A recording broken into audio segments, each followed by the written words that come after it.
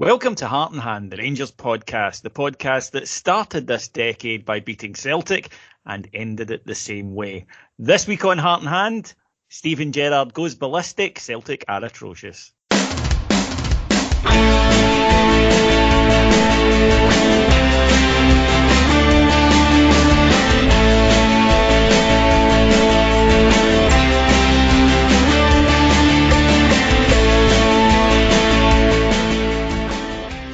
So welcome to Heart and Hand, the Rangers podcast. My name is David Edgar and I am joined this week by a stellar lineup of pundits, people who were at the game yesterday and those of us unfortunately had to make do on the television.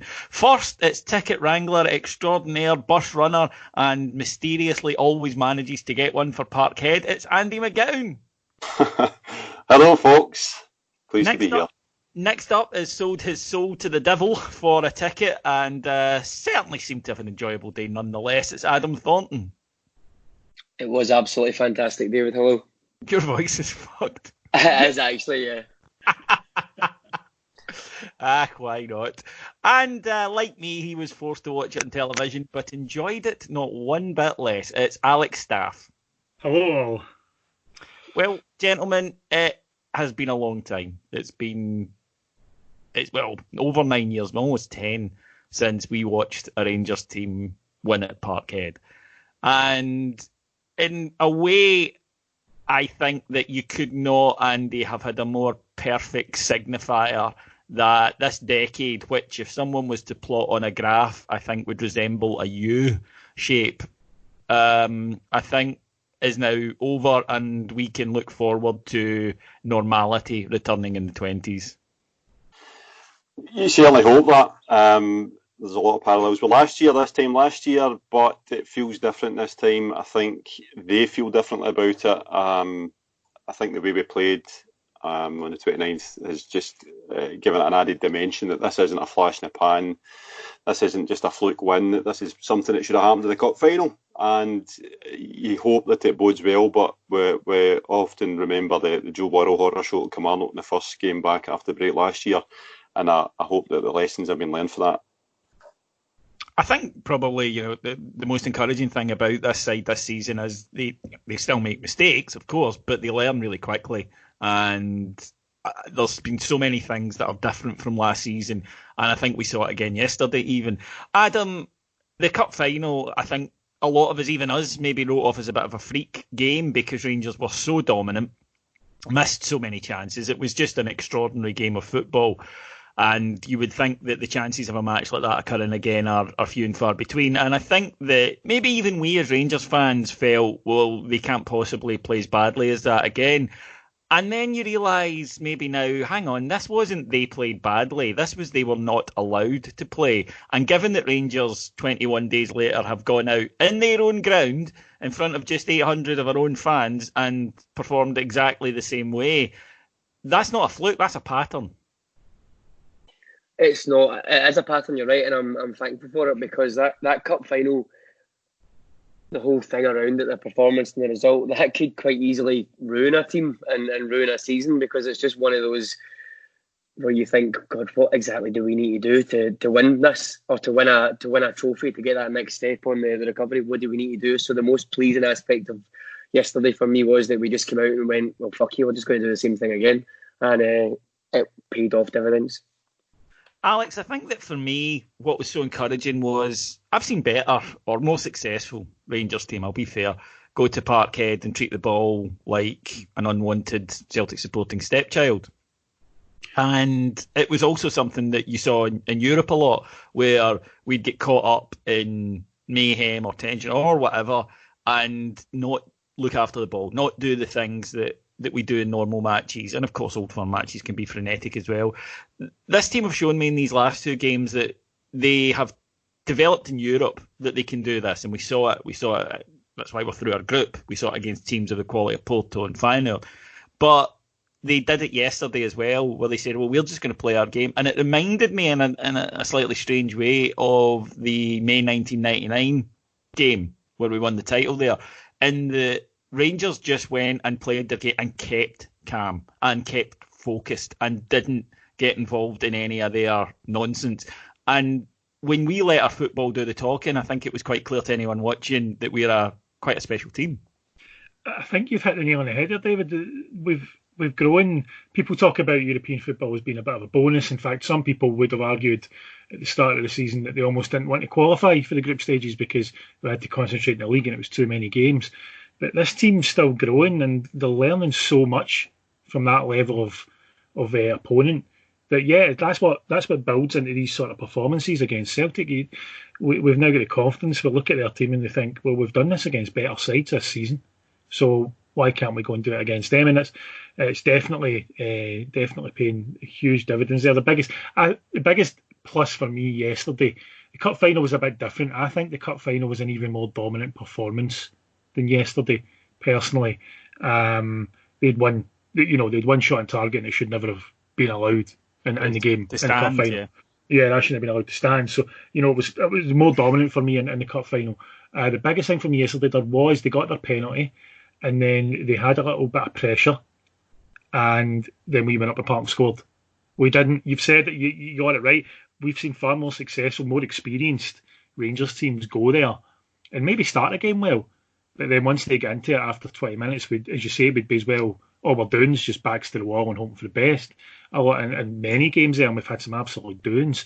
But yeah, this team, they've got a lot of confidence and bravery. The first goal, which I'm sure we'll come on to very soon, sums that up. But to do all of that, as I say, just as it looked as though they were getting the foothold, just as it looked as though they'd started to play, and then we just went, nope, we're not having it.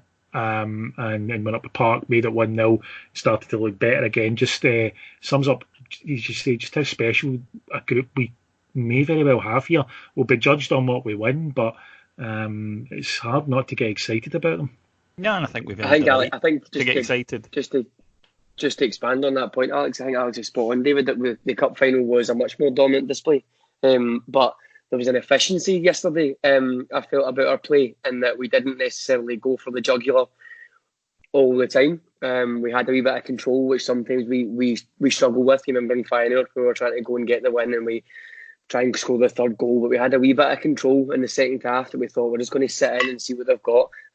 We only had 40-odd% possession, and we only completed about 200 passes, which is much, much less than the cup final, but it was a bit more of a mature performance once we got that second goal. I don't know about Andy, but I certainly felt everything sucked out the crowd at Parkhead, the home fans, as soon as we got that second goal. And I genuinely thought, I don't know if it was because Andy wouldn't let me drink before the game, but I genuinely was quite serene. And I thought, if we can just stem the tide for 5 minutes or so here, they'll need to change it up, and then the crowd will get frustrated, and we just need to wait and see. And to be fair, they didn't really have a huge chance after that. I felt like we managed it very, very well, which is probably one of the few things that really you could be critical of us this season, is our game management late on hasn't been great in certain scenarios, but I thought it was spot on yesterday. Yeah, and I think that we have to give a lot of credit to the side, Andy, because, as Adam said, all of us, the day of the cup final, even Alex, were like Captain Nemo stranded 20,000 leagues under the sea. It was just so hard to take. And we'd all looked at December and said, it's make or break for the season. While you can't win the title in December, you can certainly lose it.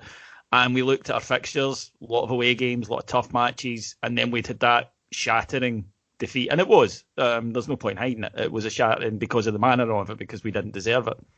And the team since then have responded magnificently. They've won every match, scoring 15, only conceding 3, and answered every single challenge. And in a way, Andy, I actually think that although it was a very good disguise, we may look back at one point on the cup final defeat as a blessing in disguise, because the team have shown to themselves we can overcome setbacks. And that was maybe something last season. If something went against the team, we quite often had a dodgy couple of weeks. Nothing like that this year. I agree with you, and I tweeted yesterday, who would have thought that the cup final would have a bigger psychological impact in Celtic than us, because what actually happened is, I think, after the disappointment dissipated, because it was a gutter, there's no getting away from it, right? There's just no way you can walk away from that cup final and think, oh, well, that was a shame, it was unlucky or whatever. It was just one of those freak games, but I think they got in their head, and I think they kind of knew themselves that they got away with one. And I think that's putting it mildly. And I think the manner we played that day and the amount of chances we made and the fact that their goalkeeper played out the game of his life and they got bits of luck all over it, I think that was in their mind that they know that we were a match for them. And the mentality thing, I agree with you again. It's a case of last year they were just weaker, but the point is that we've got a better team, and it helps when you get better players in the team because then you can genuinely have more belief. There's one thing having belief and looking at your teammates and saying, we can do this, but when you have guys like Kent in the team, and when you've got Morelos playing the way he's been playing, and when you've got Goldson and Katic just playing at the top of their game, you can look around the dressing room and actually say there's a reason for the belief.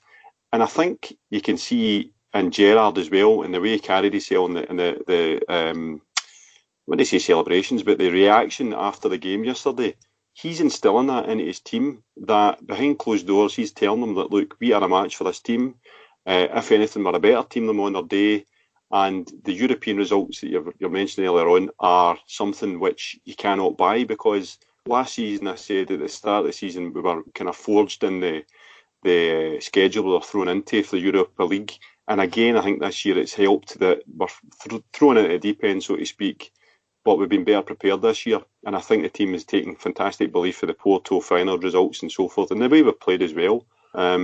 So the mentality cannot be questioned at this point, because, as you say, that game, the cup final, could have killed us. And I worried about that. I worried that would be one that just some players would not pick it up from. But we've answered that. The next big question against them is coming out the winter break, which isn't even a winter break. I don't know why we call it. It's 3 weeks or something. Coming out of that, how do we react, and can we keep the momentum going? Because we should, and the fixtures are in our favour. Adam, we have to talk about it, because yesterday, coming out of that match, I was elated, ecstatic, bouncy, in fact, and all the feelings, pride and joy, and the usual sort of Old Firm win, but magnified by it's been over 9 years and what it signified and the way that we went about it. So all of those feelings were there, but there was also another one that was maybe a little odd, and that was anger. And that anger was at the referee performance, which I think, and having watched the game back in full, far more relaxed, has actually hardened my opinion, was genuinely scandalous, was absolutely appalling. At best, he is not capable of refereeing at that level, if that's his honest performance. At best, if you're looking to excuse it, you cannot, in my opinion, say that is a referee who has the ability or the temperament to officiate at that level. At worst, then, if any Rangers fan wants to indulge in a bit of paranoia, I'm afraid I'd need to let them, because it was a shocking display, in my opinion. It was, and I have to be honest, that the penalty, I didn't see much wrong. We were only going by kind of text messages that were coming through, and the fact that nobody seemed to be claiming for it. So I was a little bit bemused at the penalty, but I haven't seen it again. Yes, by the letter of the law, that's a penalty because he's pulling his shirt. However, there's one on Aribo just before our second goal. I think it's Brown has him by the shirt as well. So there's two that's been refereed differently. If you need to be consistent, apply it to everybody or don't apply it to anyone. And there's just blatant mistakes which cause issues. Again, the handball, I guess you could say fair enough, but it's literally his job to spot that. He's in the correct position to spot it, and he's missed it. So that goes against him as well. And then the ridiculous double standards in terms of Celtic players getting nibbles off the ball at Morelos and various other things. And then Kamara being booked for his first challenge. Barisic as well being booked for his first challenge. Morelos being booked for, I think, just being Morelos, really. That was a foul. I don't think that's necessarily a yellow card on Scott Brown. So it just looks like he can't wait. It looks like he's not in control of the game. It looks like he can't keep up with the game at points. And it looks like he needs to be seen to do something. He's like a Hollywood referee. He just wants to do something and get something done so that he's had some sort of action without really understanding what he's supposed to be doing. I think it was an all-round shocker. Again, we've had our fair share of them in the last month or so. Alex, you and I tend to try and be fair on referees, because I don't think either of us want to ever believe that there's more to it than just they're bad. Yeah. Because, that way madness lies. But As Adam alluded to there, it was the manner of the decision making. Now, for the penalty, it's a penalty. I've got no problems with that. I was upset at the time, obviously, but when you see exactly the same, and he is looking at it, and his linesman is looking directly at it, where you can quite clearly see Joe Aribo's shirt come off his shoulder, for crying out loud. Yeah. Not given. And then there are several incidents where it's very difficult to do other than say this is a two-tier system. And the first one I would point out would be Christie, who was probably trying to do something in the game other than his missed penalty, picks up a booking and then proceeds to have 4 fouls, including one where he grabs the nuts of Alfredo Morelos, doesn't get a second yellow. Bolingoli, the Celtic fullback, on a yellow, hauls back the on-rushing Alfredo Morelos on a break, which is a standard booking in any league, incidentally. You see it all the time. It is and nobody complains because we all know you make no attempt. If you're done and you make no attempt to get the ball, Glenn Kamara was booked for the same incident. And if you watch, it's quite apparent that Clancy is running over with his hand at his pocket, sees who it is and changes his mind.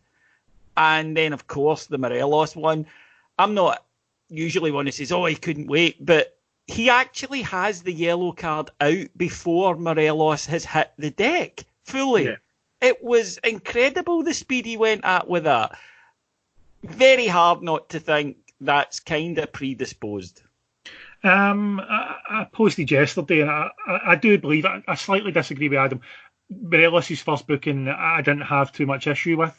He's went in to just leave a little one on Scott Brown, and it's the nature of the game. I get that. I do agree that other incidents weren't booked. So in the context of the game, there's a fair argument to say that first booking was harsh. But I didn't have too much issues at the time with it. I thought, that's just a yellow card, and I don't have any issues with his yellow card for the dive either.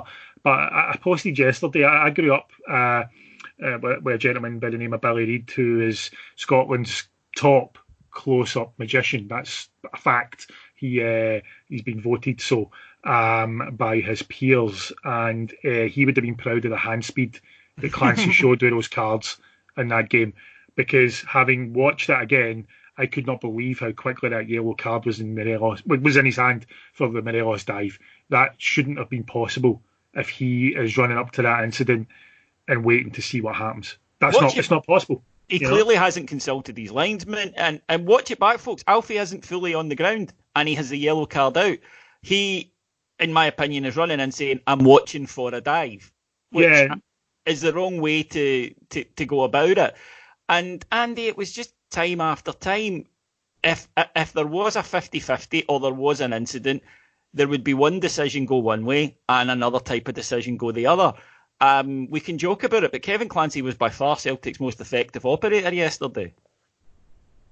The benefit of the doubt goes to some players. There's no question about it. And an example I'll use is one that might surprise you, because Stephen Davis tried to take a player out yesterday, and the game went on, and me and Adam were saying he's going to book him, and he forgot or he never done it. So I'd put it down to forgetting. Probably, and that's kind of. In the heat of that game, then you can understand it, but it's still no a standard that we need at the top of the game for refereeing. And the one that Morelos was going through in goal just before he actually gets sent off, that's what I'm talking about. The benefit of the doubt went to Celtic there when, to my mind, it was a free kick, it was a penalty and a sending off. Why did he go down? Well, exactly. And then in Sportscene last night, and I hate to bring Sportscene into it, but that's where you see the kind of analysis of it. Michael Stewart says, he put his leg in front of him. He's putting his leg in front of him because he's in front of him. So that means he's in front of Julian, and Julian has then fouled him. So it's as blatant a red card and penalty as you'll ever see. But again, very, very quickly, Clancy makes his decision. So the thing that bugged me with Clancy yesterday was he never took a breath for the big decisions. And you mentioned there about his consulting his linesman and all the rest of it. He never even thought of that. He's got an issue with Morelos, and he's not the only referee that's got an issue with Morelos. We've seen it up at Pataudry before. That's the third time he sent Morelos off, yes. He's definitely got an issue with Morelos, and I'm not saying that referees are bent. I don't think that for a second, but they're not good enough. And when we get referees that have a good game, it's the exception. I mean, I go away for games most weeks and I'm like, fucking hell, that wasn't even a hard game to referee, and they still can't do it. And it goes back to the old thing that I always harp on about, and folk are fed up listening about it. The standard of refereeing in this country is unique because of what we let go. If we actually get up to speed with the rest of the leagues in the world, then it makes it an easier game to referee because tackles are less meaty, they're easier to differentiate, and therefore it's easier for referees to referee. Another couple there were so many that I actually lost count, apart from the ones that we've mentioned. Stephen Davis was substituted late on and was made to go round the pitch to leave at the nearest available exit, which we were told would not be enforced in high pressure games when you would need to walk past the opposition supporters, and wasn't enforced for the other substitutions on the day, but somehow that one was. We then saw a 2-footed tackle from Julian, which the referee would have had to have given Rangers a penalty and shown a red card, but he invented a pull by another Rangers player and gave a free kick to Celtic. And it was just decision after decision where you were sitting going, this is blatant, a dreadful performance. And Rangers have done the right thing, in my opinion, Adam, because what they've done is reacted today when we can't be accused of sour grapes, when nobody can say, oh, well, you just got beat. And they've reissued a call for VAR to be implemented. In particular, the Edouard goal would have been ruled out because, as we know, you're not allowed to use your hand even accidentally in the build-up to a goal, and certainly not to score one. I think that the key issue with VAR will be whether or not clubs will pay for it, and that's always been the problem in Scotland. But I think as well there is an element of, if we can't trust the guy in a park, why can we trust the guy in a van? I was quite pleased about the Davis one, I must admit, because he used the opportunity to go off quite close to that back post and tell Jack to defend it while he was off. Davis absolutely loved that back post at Parkhead yesterday to good effect. But yeah, I'm coming to that. Yeah, I think you're right. It's spot on. This is the time to do it. If you're going to call it out, you call it out when you've won and there's absolutely no sour grapes. And it's a valid point. They should have had a penalty at Pittodrie for Morelos. Then obviously Hampden. There's a multitude of things going on in that game, the offside goal, etc. But when you complain right after that, it does get lost in a kind of sour grapes thing. It gets taken less seriously. I think now is the time to do it. Be interested to see who comes out and backs it. If not, I know there's financial issues within the game. I think smaller teams might not want it. I don't know whether Celtic will be in favour of it, given the amount that goes in their favour. I don't know, but your second point is fundamentally spot on as well. I think if the referees can't call it in the stadium and refuse to come out and apologise or say they got it wrong or just improve their performance game on game, then someone sitting watching it on the TV isn't really going to do very much, I don't think. So it's a bit of a catch-22, but I think it does need to come in for the good of the game, and we can at least see. But given how badly applied or how loosely applied it is in England, I think it could potentially open up much more cans of worms up here too. I think that's a key point, that it probably wasn't the best weekend for VAR in England. But again, that's not the technology, Alex. That's not using it properly. Yeah, and it's consistent as well. So I'm not going to sit here and say that it's fun to watch. You know what I mean? Because it's not been good that way this weekend. Goals getting chopped off for the sake of millimetres. But at least it's consistent. At least we're not looking at a situation where a goal which could potentially be the difference between, well, let's be honest, the league's done in England, right? So it's not such a big deal now. But if you can imagine up here where we've got an actual genuine title chase, if this league is won by a couple of points and a game has been won by a goal that was blatantly offside and wasn't called, we're going to hear about it, right? Regardless of what side that falls on. And at least up here, at least down in England, it's consistent. It's kind of, they need to tweak the rule a little bit. They need to stop giving offsides for somebody's armpit hair being offside compared to the rest of the defender. But like, you know, once that gets fixed, it'll be a lot better. But at least every single team down there can say, well, we've had goals chopped off for that, but so have they. Which is not what's happening in this league, where, you know, anything can go week on week, let's be brutally honest. Yeah, it's needed. Rangers are right, and Rangers have said this more than once. The referees up here need a hand. They need help. This isn't just a selfish thing. And Celtic fans can say what they like, but their manager 2 weeks ago blatantly told us, if VAR was up here, they would be further ahead in the league, was his words. So that sounds like a ringing endorsement for it from them, does it not? We'll be interested to see if they mention it anymore. There's a decent financial argument, and I'd like to hear more about that in Scottish football, because I do kind of think that there's some grounds where it just would be nigh on impossible to install, or it would be really, really difficult. If you look at like the angle we were being shown of the Norwich goal, now I don't know if they had a better angle of that in the in the van, as they keep saying, but yeah, if you were having to rely on something like that, which I think you would have to in a lot of Scottish football grounds, that wouldn't be ideal. So I'd like to hear more about that and see just how feasible it is. But let's at least have a discussion. No one here seems to be willing to do that. And let's help the referees out if they're poor. A lot of them have been fast-tracked. A lot of them have been thrown under the bus by the SFA, just flung into these games and then hung out to dry and never backed by them. So, if that's what we're facing, then let's give them all the help we can. Let's have the discussion. Let's see what it would cost, how difficult it would be, etc.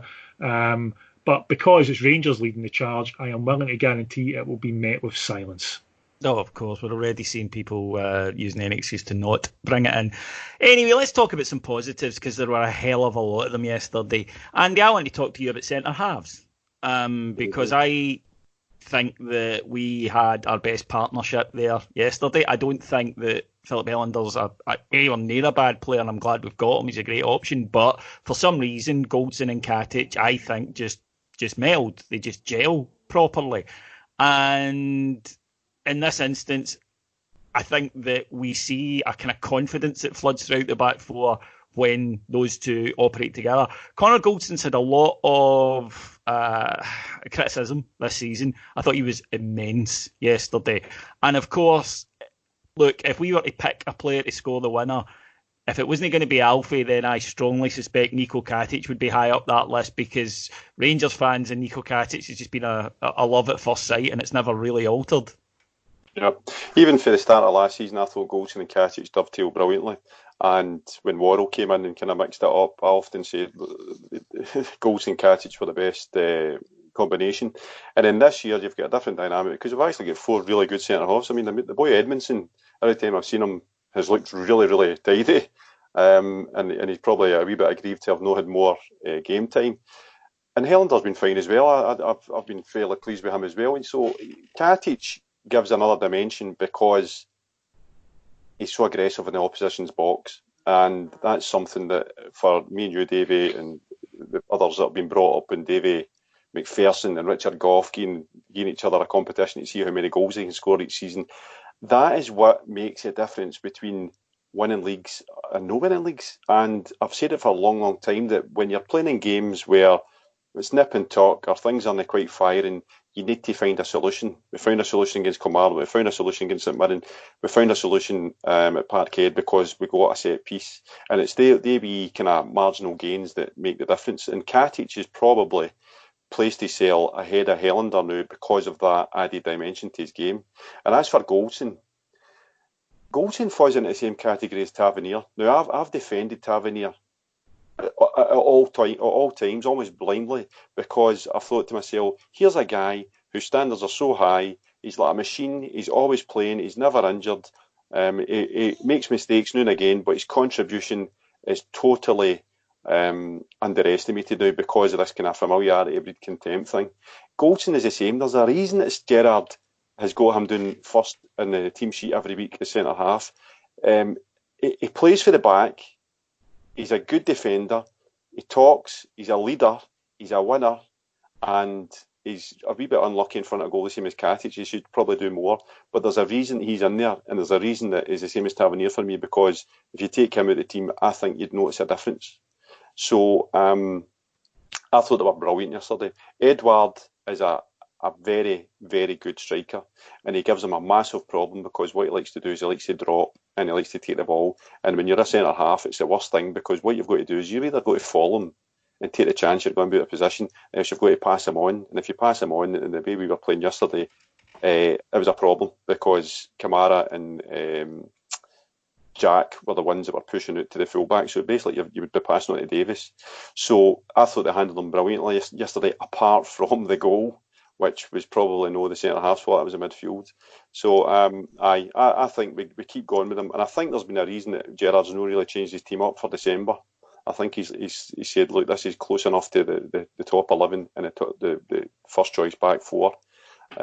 So I thought they were absolutely immense yesterday, and you need that if you're going to be winning at Parkhead.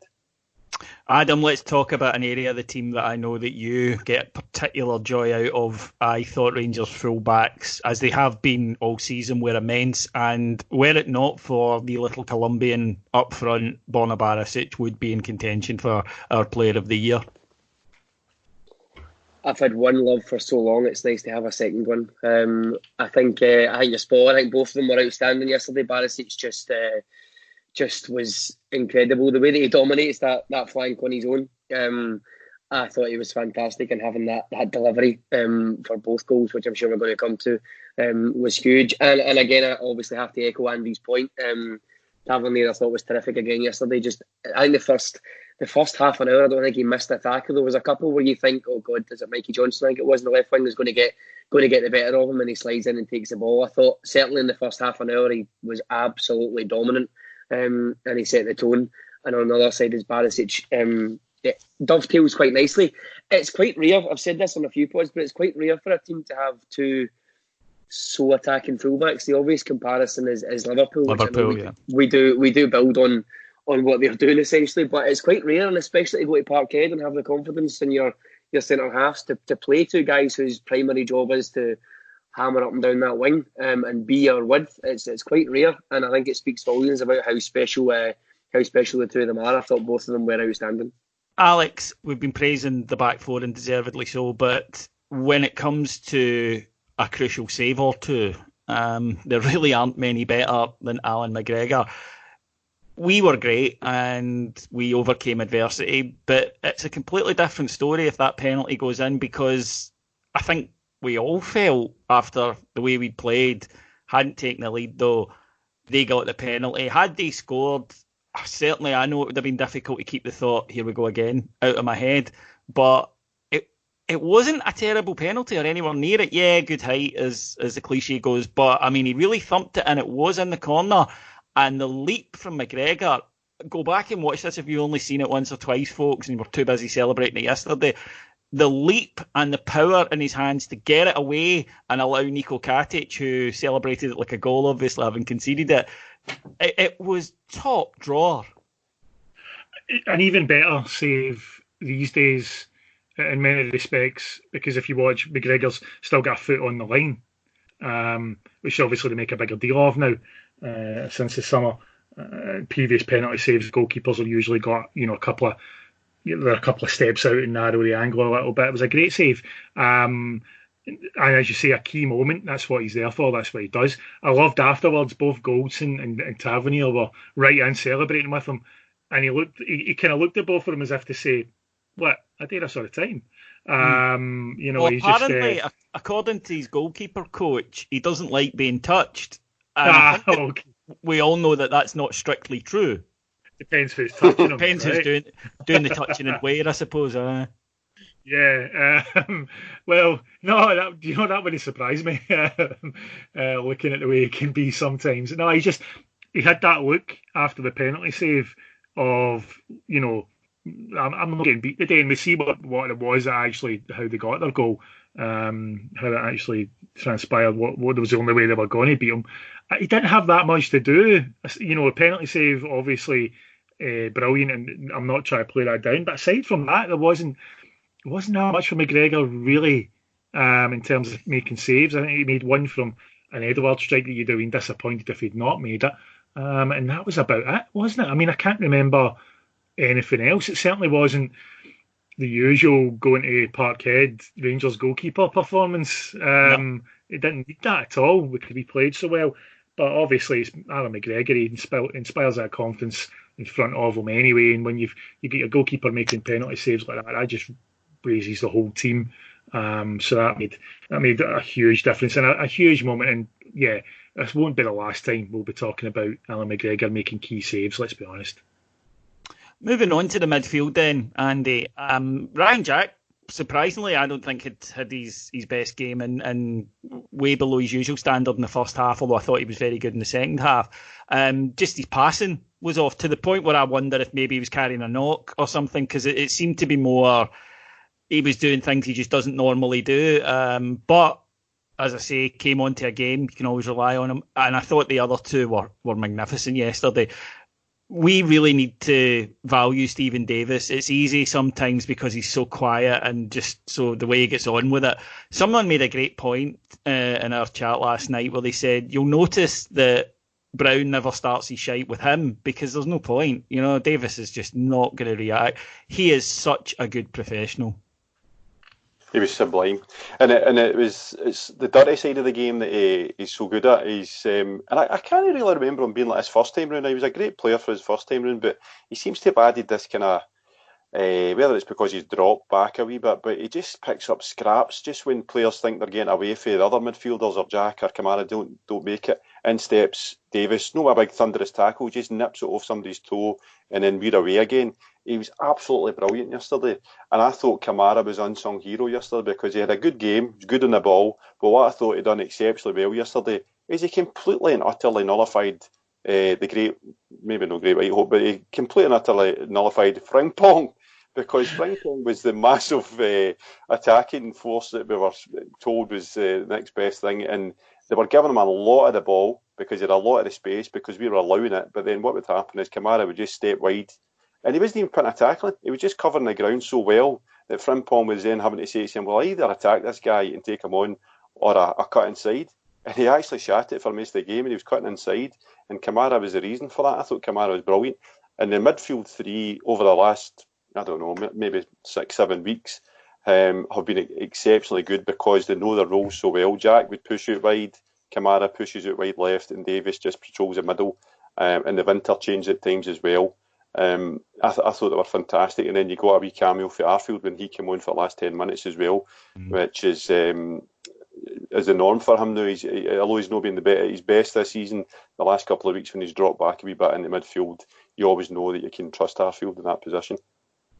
Adam, the front three, I thought they were fantastic again yesterday, and people had been moaning about Kent and Aribo. Honestly, if you've got a problem with either of them, I'm not sure this is a sport for you, because they are absolutely tremendous footballers. And in Kent's case, this is what we all thought. This is what we all said. This guy has got that Albertsian ability to turn it on against this mob. He hates them. He revels in playing against them. And I thought he was brilliant. As for Aribo, he's getting better all the time. People need to remember his age and he's settling into this quirky, strange wee league of ours. But the touch, of course, is the bit that everyone will remember. But his movement, his interlinking play was just utterly sublime. I can't listen to criticism of Kent, to be honest. I just think it's crazy. He's just one of those players that it's quite clear he's a luxury that you just need to embrace. And when he gets the ball, chances are he's going to try and make something happen. Yes, something might not come off, and he might try 1-2 flick too many. But you just need to enjoy players like that. I'm more than happy to give them a pass. In terms of maybe a misplaced pass or trying to come a bit deep to get the ball, he just wants to get involved. He wasn't quite as explosive in this game as he was in maybe the game last December. I felt like it was a bit more disciplined. He was looking to maybe try and find pockets of space and try and attack where Celtic weren't expecting him to. I thought it was a disciplined performance with him, and he's obviously very, very dangerous on the break, and he's good at picking a pass. Aribo, I thought, was quiet in the first half an hour or so. He was a little bit... I thought that there was a wee bit where I was concerned that he was getting bullied a wee bit too off the ball, a little bit too easily. You can kind of understand that. It's maybe not his type of game in terms of the physicality, etc. But certainly as the game grew on, I thought he grew into the role. He was tracking back a bit more effectively. And you're right, that when he takes that ball down out of the sky and plays the pass, that's huge. It's a different kind of player in that role than we've seen anybody do really in Scotland. So it's probably something quite unique. I'm not sure Celtic were really expecting that kind of player to be playing up there and cutting in on the left like that as well. I thought both of them were brilliant, and you did mention the front three. We do need to talk about Morelos. I thought once again... Yeah, we do. He was brilliant but there is undoubtedly a thing in his head about a goal. He needs an Edouard-style goal that just hits off him and goes in, and then he'll be flying. But his overall game, he ragdolled those two. He did, and I put that tweet out, which was kind of half fishing about Christopher Ajer. He's the best centre-half to have never had a good game against us in his life. I think he's one of these great white hopes that he's very, very overrated, I think, by Celtic fans and players. I'm not denying that he's a very good player, and I'm sure he'll go in and get him a lot of money, but any time I see him up against Morelos, he gets an absolute pasting. He looks like Bambi on ice anytime he goes near him, and both of them, Andy, we said at the game, they both just looked absolutely terrified. We could just have lumped balls up to Morelos all day, to be honest, if that's what we want to do, down those channels. They've not handled that for 18 months. Back to Boyata and Simunovic, when Rodgers was there, they can't handle it. He gets the ball and he gets his bum out, and they've just got no idea what to do. And 9 times out of 10, he gets past them. It's just I don't even know whether it's a mental block or if it's just unlucky or frustration. But you're right, he just needs a sclaff to go in, and I think once one of those goes in, he'll get a couple. I think once he gets one in a game, he'll get 4. Genuinely, I think he'll just go nuts, and it'll be an absolute, ragdolling again. But let's talk then about the reaction. Now, we know how this works. We're all long in the tooth, this group of Bears. I don't think any of us are going to the dancing tonight, shall we put it that way. I might be doing you a disservice, Adam, because you're probably still bloated from yesterday. No, that's why I won't be going yet. Yeah, okay. But we know how this works. If we beat Celtic, then there has to be a reason other than that we're better than them at football. It's usually the referee. That's the one they go for. But even they know that they can't really point to Clancy yesterday. So we haven't had a rerun of what happened to John Beaton last year. We've had instead other meltdowns, some of which are so unbelievable that it reinforces my belief that there's no point us trying to predict them, because they think in a way that we are not capable of thinking. We use reason and logic. It's the way we're brought up. They use imagination and I want this to be true, therefore if I say it enough, it'll be true.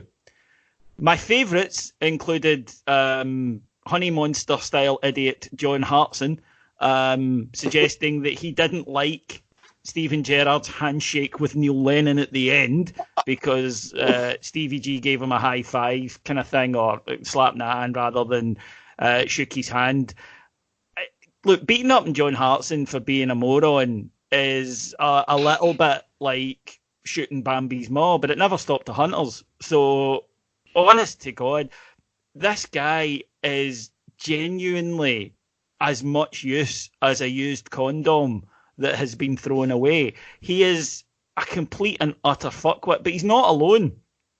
And with a hat tip to the wonderful Kerrydale Meltdown on Twitter, which collects some of the more idiotic Celtic comments on social media, it's at Kerryfail, and you really should follow it. Let's talk about some of their best ones from yesterday. First of all, this before the match, class line out. I think you mean line up, mate. Going for the jugular. You love to see it. My 3-year-old daughter predicted 4-0. I think she may be right. Later that day from the same account, cheers Celtic, daughters in tears. Of course she is. Of course she is. The classic that we get, cheers Celtic, kicked out the hoose.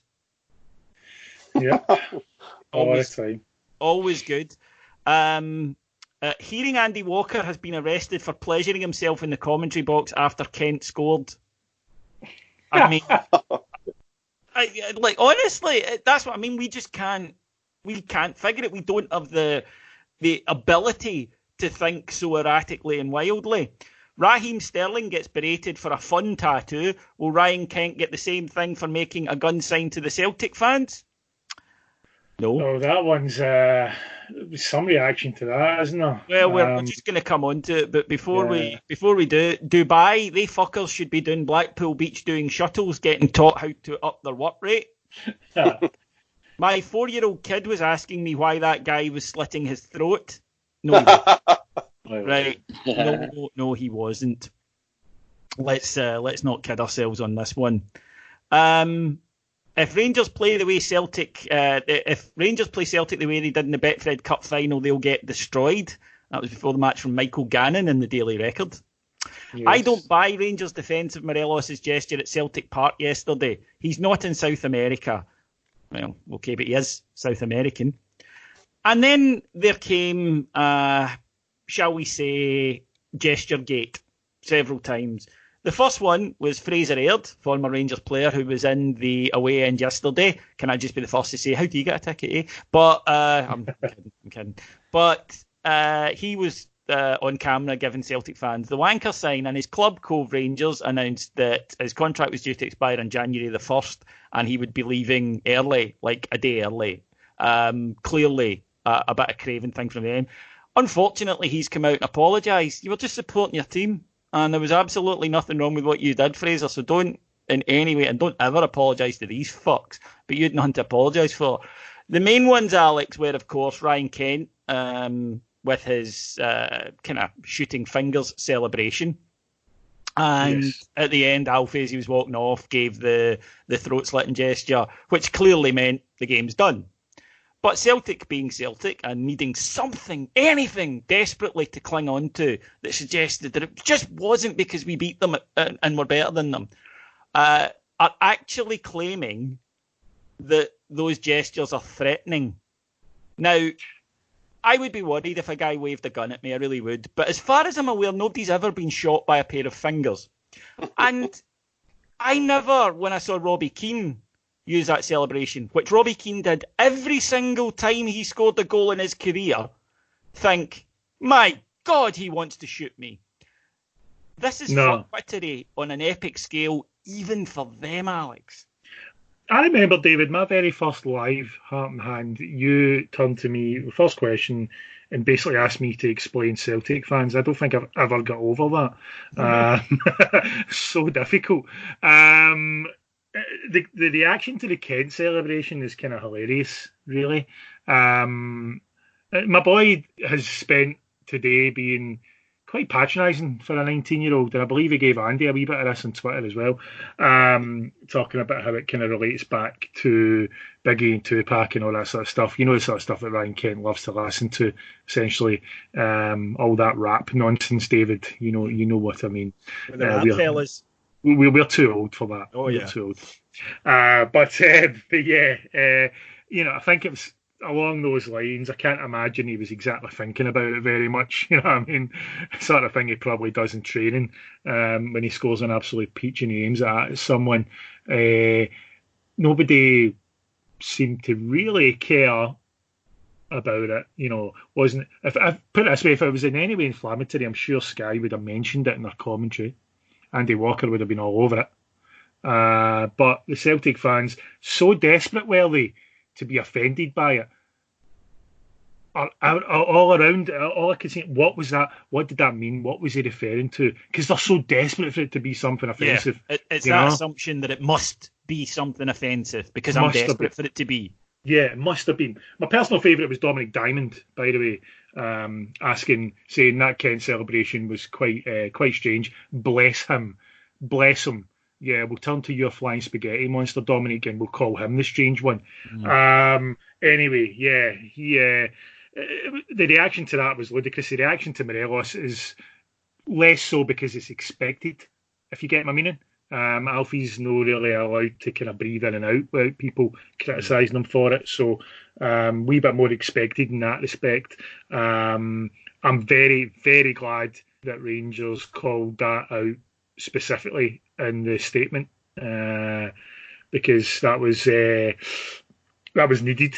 I think Rangers needed to kind of go in the offensive with that one, in particular because it's Morelos and he will be judged differently from everybody else.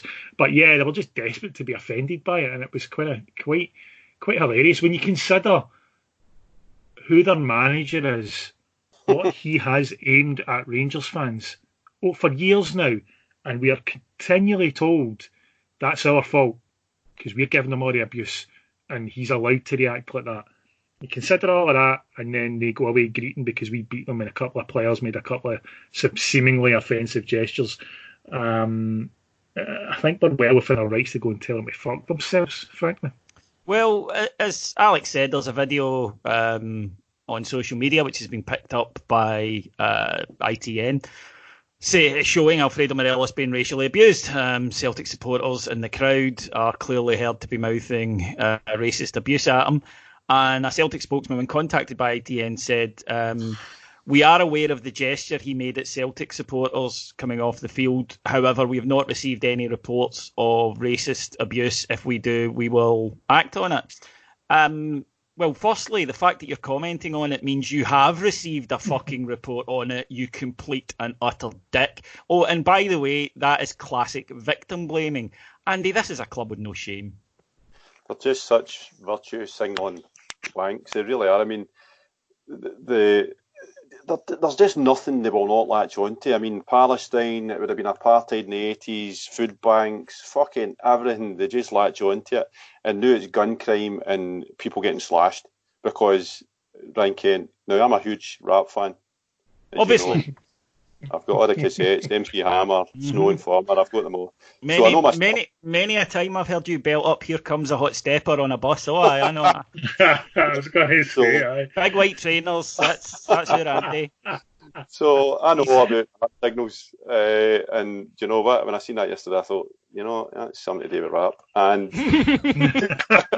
how can you fucking take offence at that? I mean, really, how can you? Because you're a Tim, and that's what you do. You're just disposed to it. I would say genetically disposed, but when you look into their crowd, genetics is not their strong point, and I think that just comes out over and over again. And it's just patently fucking ridiculous. But I think there is a more serious point there with Celtic, as Andy says, who set themselves up as a pious, moral club. Well, there you go. There's genuine racism coming from your fans, and their first instinct is to blame the victims. Something, incidentally, that has allowed them to get away with something rather shameful for the last 40 years. It's funny as well. You've got the usual suspects in the media out as well. One of the Sun reporters, whose name I can't remember, was basically focusing on Morelos' gesture and ignoring anything about racism that is happening to him, which sums it all up. I think Tom English has been doing similar as well. I think you're spot on. They're so pious. I said to Andy on about 5 different occasions yesterday, they're just so weird. You look around and the music that's playing at half time, there was hymns getting played over the tannoys, and it was just quite a surreal experience. And when you think you're that pious and that holier than thou, you probably just can't comprehend the fact that some of your fans might be arseholes. And it's just a really, really dangerous situation to get yourself in, because you just can't reflect on yourself. You can't be true to yourself and say, actually, we might have a problem here that we need to fix, and it will just continue until someone gets seriously hurt or something happens that is beyond the pale. But this comes from the top. I mean, what always sticks in my craw is Lowell at the AGM said something along the lines of, I can't remember his exact phrase, but it was a case of you can sometimes get lumped in with other clubs. And the insinuation was that they're above kind of criticism, and it's Rangers that have got a problem for whatever was the kind of topic of the day, whether it was sectarianism or fan behaviour, I don't know.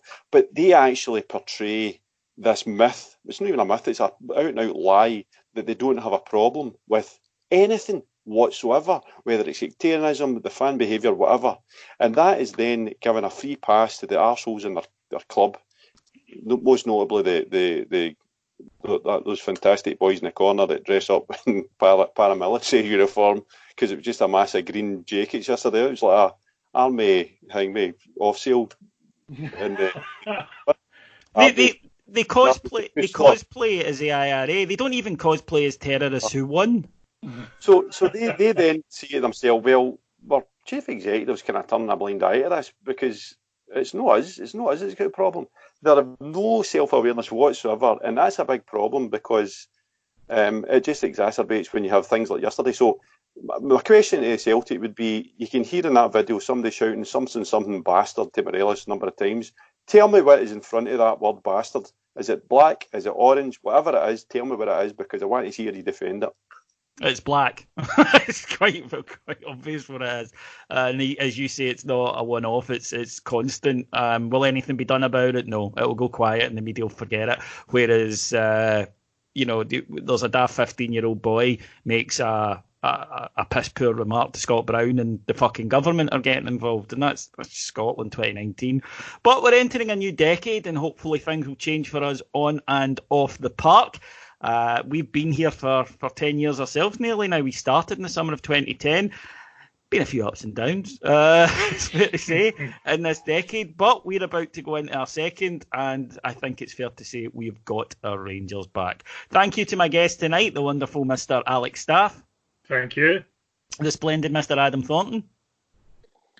Cheers, David. One wee point before I go. Actually, Cammy sat next to me for the first two Rangers Celtic games of the season, and we get beat both times. So from now on, Cammy is allowed nowhere near me, and I'm sitting with Andy for every single game. Thank you. That's just a blatant attempt to get Andy to get your ticket. That's true, yep. I told him that yesterday.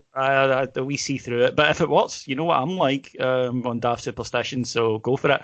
And of course, the tremendous Mr. Andy McGowan. Adam, fuck off, you Suki bastard. Thank you all for listening. We will be back in a couple of weeks once the season gets to, 3 weeks, I think, once the season kicks off again. Until then, you know where you can keep up to date with all things Rangers. That's Heart and Hand on Patreon. We're rapidly closing in on 5,000 subscribers over there. So please come and join the party, because it looks as though it's going to be a very big one very soon. Thanks for listening. Bye.